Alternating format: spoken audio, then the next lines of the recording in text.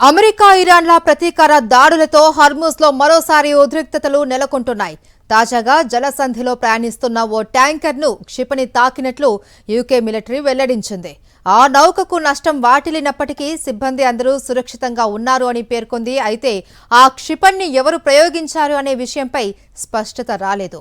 America Iran శాంతి ఒప్పందంపై సంతకాలు చేయడంతో ఇటీవల హార్మూజ్లో నౌకాయానం తిరిగి ప్రారంభమైంది.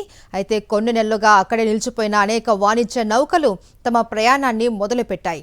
హఠాత్తుగా కాల్పుల విరమణ ఒప్పందాన్ని ఉల్లంఘిస్తూ అమెరికా ఇరాన్ దాడులను మొదలుపెట్టాయి. డ్రోన్లు, క్షిపణి దాడులతో జలసంధిలో మరోసారి ఉద్రిక్త పరిస్థితులు నెలకొన్నాయి.